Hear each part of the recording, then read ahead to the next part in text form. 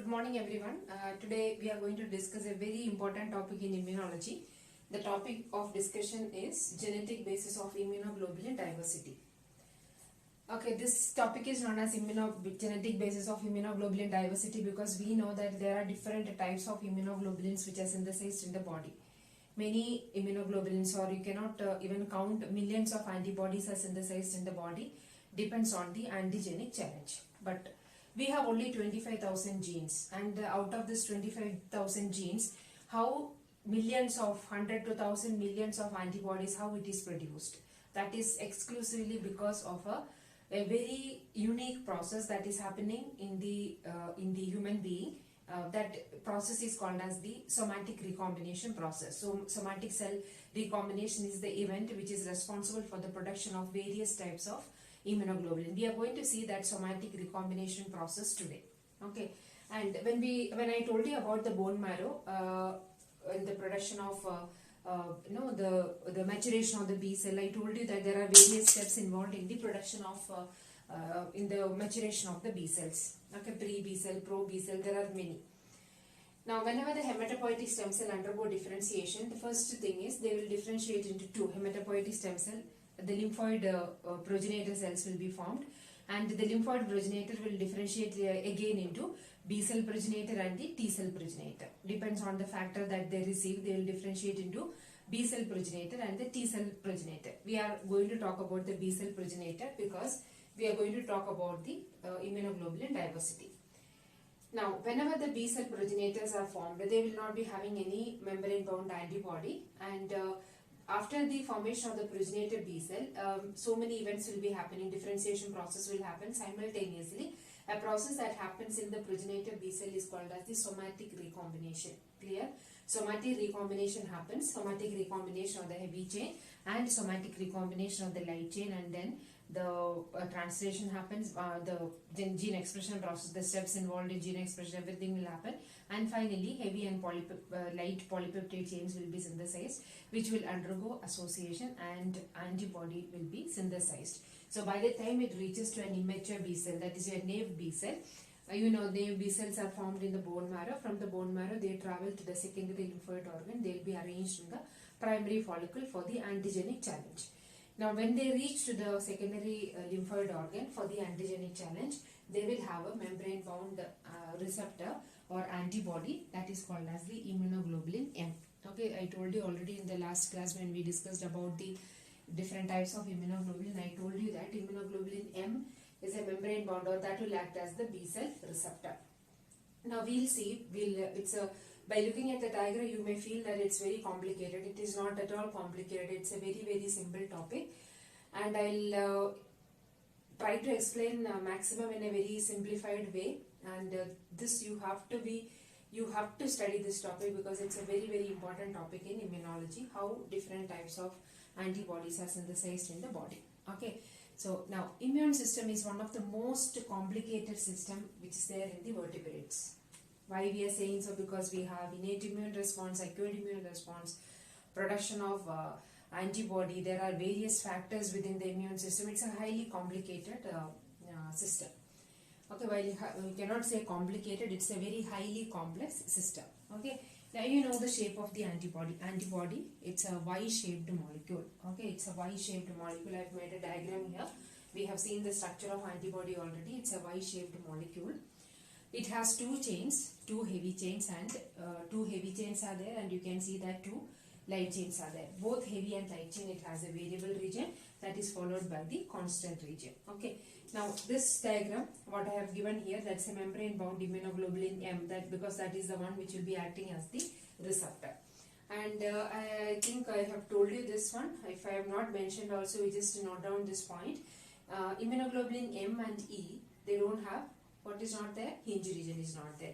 So whichever antibody don't have hinge region, they will have one more extra constant region. Okay. So in the case of immunoglobulin G, I told you that once after the variable region, there is a constant region which is called as the CH1, that is followed by CH hinge region followed by CH2 and CH3.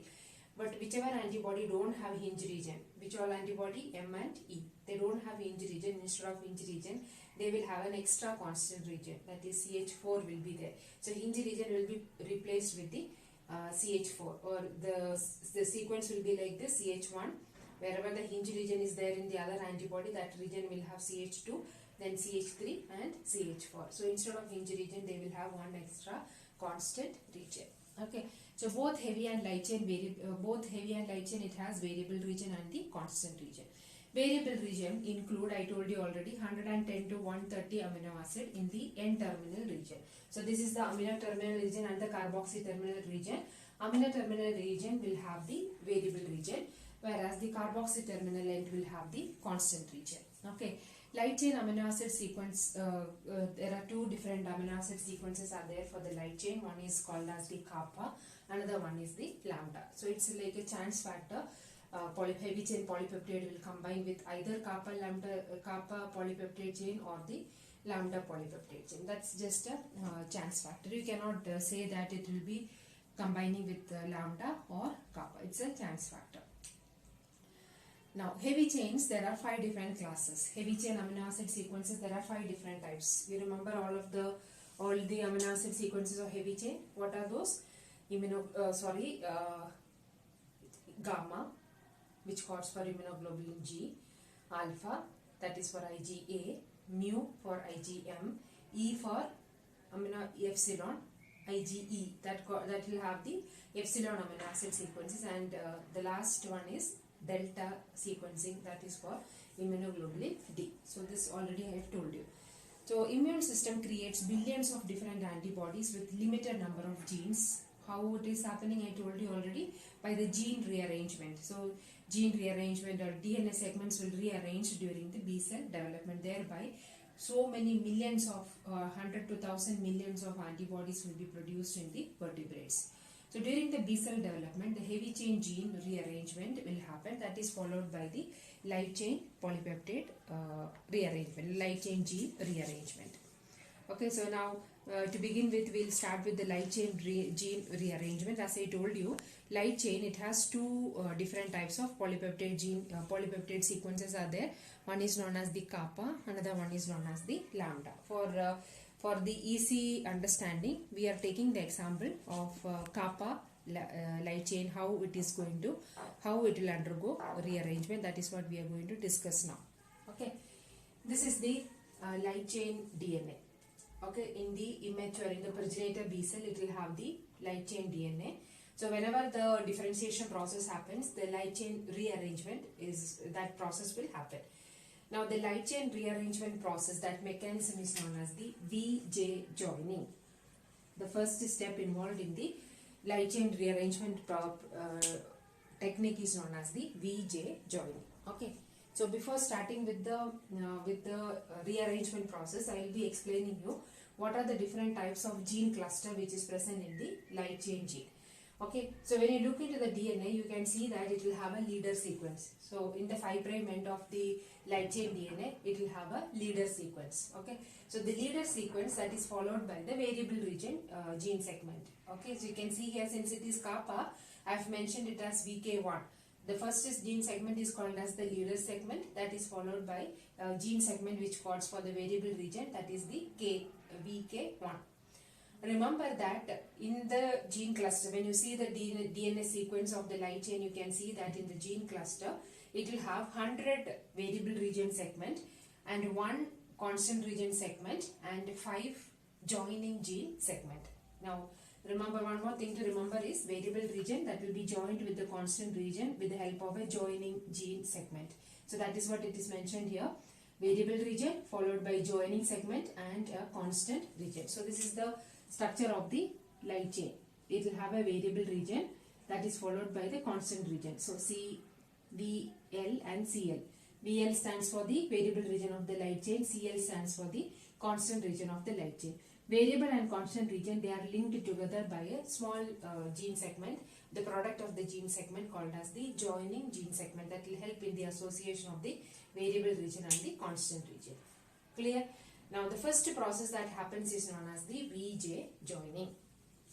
All of you are clear with that? I will explain it once again. Just look at the diagram.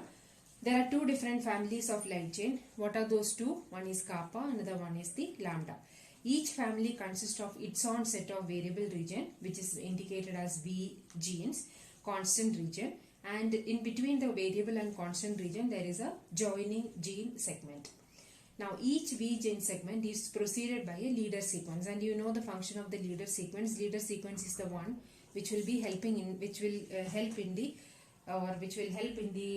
movement of this polypeptide chain. Once after the synthesis of the polypeptide chain will be targeted to the endoplasmic reticulum with the help of this leader sequence.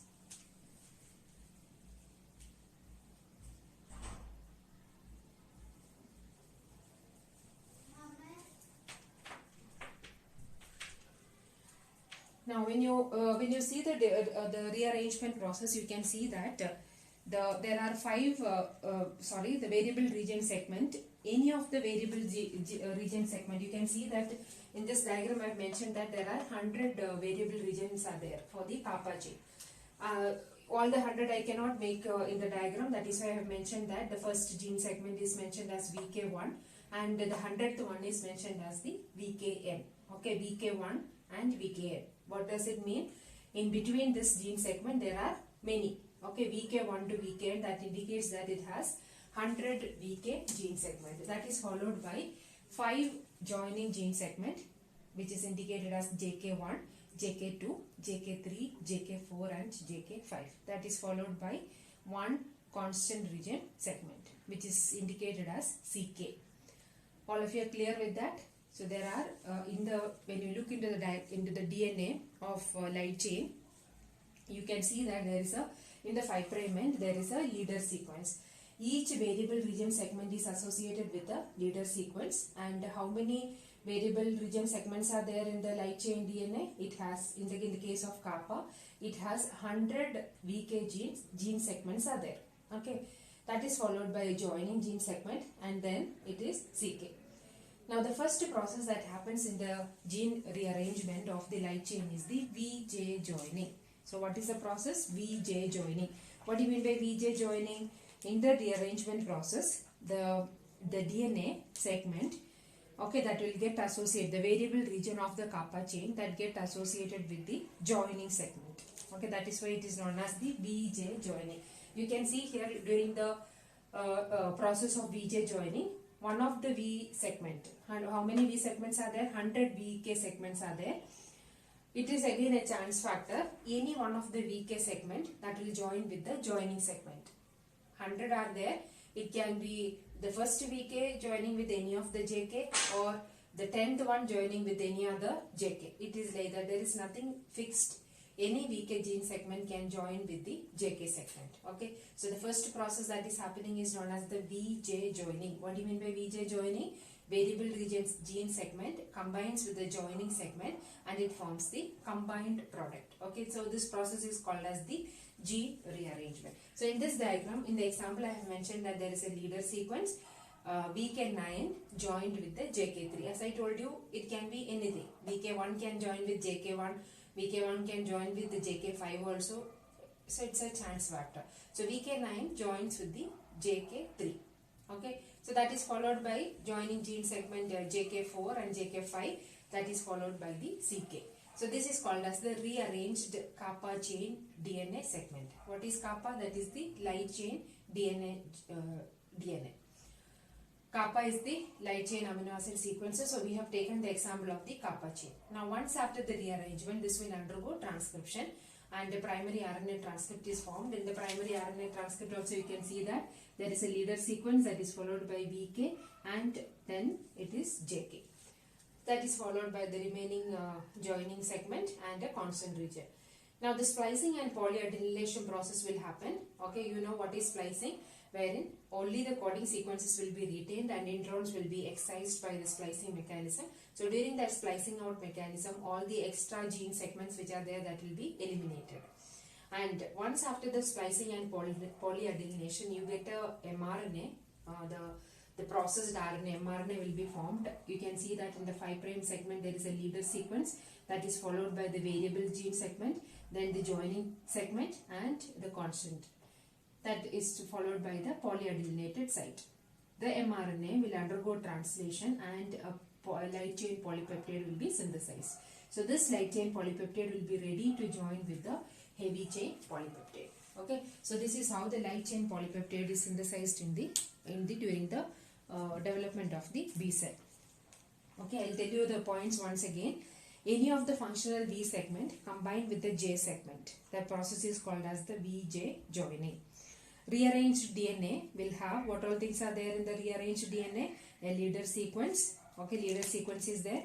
Introns are there. Then the joined VJ segment is there. Again, introns are there. Then some of the joining segments which are not associated, that will be there.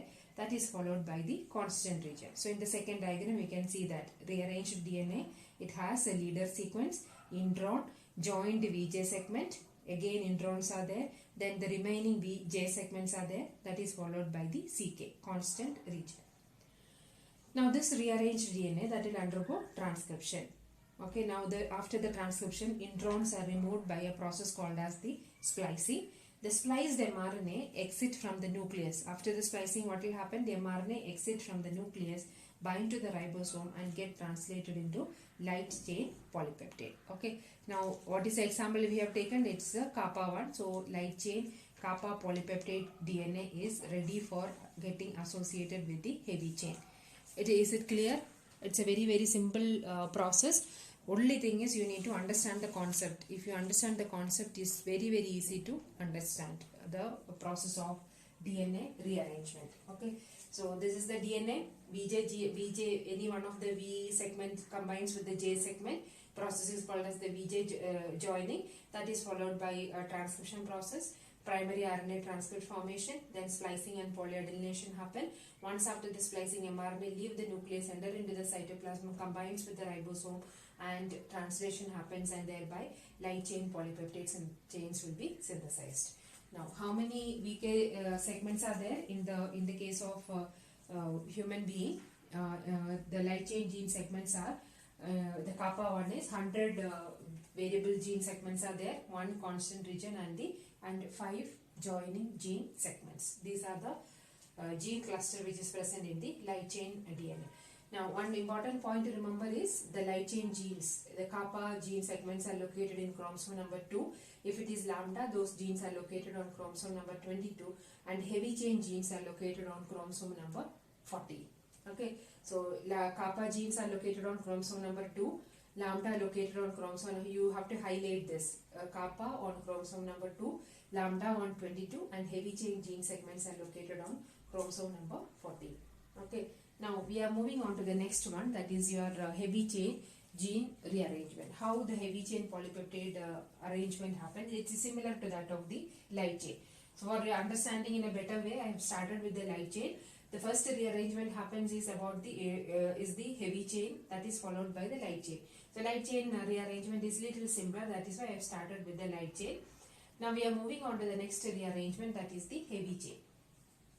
Now similarly here I told you that it has so many gene segments are there. Now when we are looking into the gene segments which are there on the heavy chain, you will understand that it will have 100 variable region segments are there, that is followed by 30 diversity region, then 6 joining segment, and a series of constant region.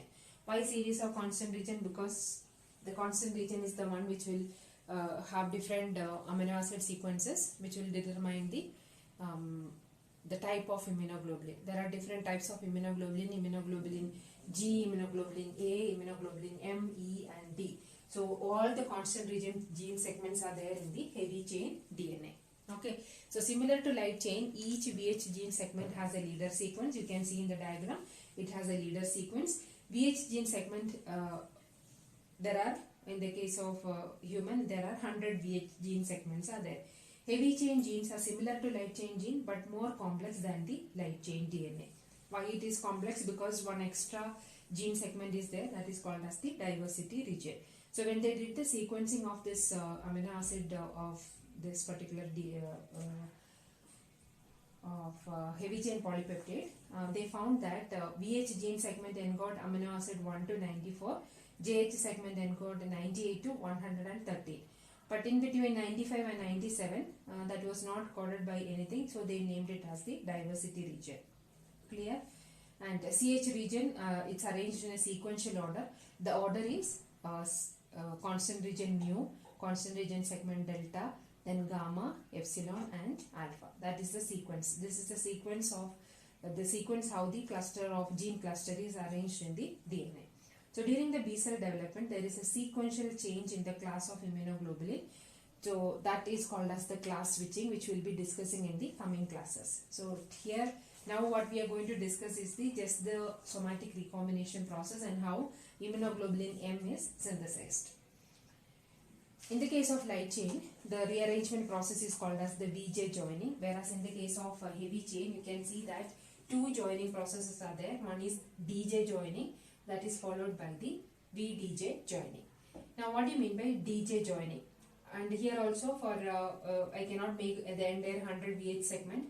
That is I have mentioned as the first one is in the 5' region there is a leader sequence that is followed by VH1 intron and then followed by VH1 gene segment, again intron, leader sequence, like that 100 gene segments are there for the variable region of the heavy chain. Now for in the diagram when I am representing, you can mention as leader sequence and VHN. VHN is the 100th one. That is followed by the diversity. How many diversity regions are there? 30 are there. So you cannot make everything here. First one you make it as DH1 and the last one is the DH30. So 30 DH segments are there. So similarly you have to make 30 gene segments, but it's not possible. So you can make it in this way also. How many J segments are there? Joining segments are there? There are 6. That is followed by first 5 gene segment which codes for the classes of immunoglobulin. The first process that happens is DJ. Here what was it? It was VJ joining. In this it is DJ joining. One of the D segment, again it is a chance factor, any one of the out of this 30, any one of the DH segment join with the JH segment. That process is called as the G.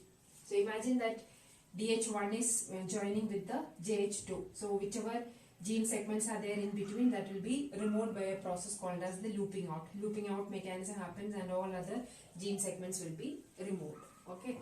Now DJ, after the DJ joining, the next process is variable region segment combines with the joined DH and the JH. That is called as the VDJ joining. So you can see that after the VDJ joining, any one of the VH segment combines with the DH and the JH. So this is the rearranged DNA. Once the DNA is rearranged, this will undergo transcription, splicing and polyadenylation, and you get the primary, the mRNA. mRNA will have the leader sequence, VH, DH and JH segment, that is followed by the constant region. Now the translation happens and a polypeptide chain will be synthesized. During this translation, without antigen stimulation, body will synthesize immunoglobulin. That immunoglobulin is immunoglobulin M, because this is the one which will be acting as the B cell receptor. So on the B cell it will have a receptor which is called as the BCR. BCR is nothing but the immunoglobulin M. So without any antigenic challenge also, immunoglobulin M will be synthesized. But whenever antigenic challenge is there, all the other classes of immunoglobulins will be synthesized by a process called as the class switching, which we will be discussing in the coming classes. Okay. Now, what happens after the translation? You can see here variable region, diversity region, joining segment, that is followed by the constant region of the mu. C mu segment combines with this. And this polypeptide combines with the light chain polypeptide. The association happens in the endoplasmic reticulum. Disulfide bond formation happens between the sulfur containing amino acid. All those processes will happen in the endoplasmic reticulum. Then it moves to the Golgi for the post-translational modification, because immunoglobulins are glycoprotein. And once after the post-translational modification in the immature B cell, the immunoglobulin M will be expressed out and act as the B cell receptor. So when it is acting as a B cell receptor, this immunoglobulin will have extracellular region, transmembrane region and the small cytoplasmic tail. Okay, so this is how the immunoglobulin rearrangement happens. This is the production of immunoglobulin M, okay, which will be acting as the receptor. So I will explain it once again. Heavy chain DNA undergoes 2 rearrangement events. What are those 2? It is highlighted there. One is DJ joining, another one is known as the VDJ joining. DH segments combines with the JH segment. Any one of the DH segment combines with a functional JH segment. Okay. Now that is followed by the association. The combined DH and JH segment combines with the VH segment. That process is called as the VDJ joining. Once rearranged, RNA polymerase binds with the promoter and transcribe the heavy chain. The mRNA gets translated and the leader sequence is cleaved. Once the mRNA is translated, leader sequence will be cleaved and you get the polypeptide. This polypeptide combines with the light chain polypeptide and the immunoglobulin M will be synthesized in the ER. Once it is synthesized, it moves to the Golgi for the post-translation modification, that is the addition of glucose moieties, and then it comes out of the Golgi and expressed as the receptor. So in the when we discussed about the antibody classes, I told you that always immunoglobulin M will be associated with the immunoglobulin D. Okay, you can see here the gene cluster for mu, that is followed by the gene cluster for immunoglobulin D. So whenever immunoglobulin M is formed, that will be associated with along with that there will be immunoglobulin D production also. Clear? So this is how immunoglobulin M and D is synthesized. All other immunoglobulins will be synthesized in the body once after the antigenic challenge. In the primary and secondary immune response also, I told you that during the first antigenic challenge, the body will synthesize immunoglobulin M. So during the secondary immune response, you can see that immunoglobulin G concentration will be high. Okay. So without antigenic challenge, immunoglobulin will be synthesized, which will act as the receptor. After the antigenic challenge, the first antibody which is synthesized is immunoglobulin M. That is followed by whichever antibody is necessary. Either immunoglobulin G, if it is allergen, immunoglobulin E will be synthesized. If it is infection in the mucosal membrane, immunoglobulin A synthesis happens. It depends on the infection. G, E and A synthesis happens. Otherwise, it is immunoglobulin M. Clear? So this is how the antibody, the somatic recombination happens for the production of immunoglobulin. This is known as the genetic basis of immunoglobulin diversity. It depends on the arrangement. Whichever V segment combines with the D segment and all those combination, depends on that. It will have the antigenic specificity. That is how millions of 100 to 1000 millions of antibodies are synthesized in the body by the process of somatic recombination. Okay. So now in the next class we'll be discussing how exactly the other immunoglobulins are synthesized, such as immunoglobulin G, immunoglobulin E and immunoglobulin A. How they are synthesized, we'll be discussing. The process is called as the the class switching mechanism. So that's also a very interesting mechanism. In the next class we'll discuss it. Okay, please go through that. This question will be, I will be giving this question for internal examination. It's a very important topic. Please go through that, and while making the notes itself, try to study that. I will be sending you important points also, that what you need to write along with the diagram, and make sure that you are studying this topic clearly, because if you are going for research purpose under immunology, if you are doing any researches, you have to be thorough with the somatic recombination that happens during the development of the B cell. Okay, so thank you.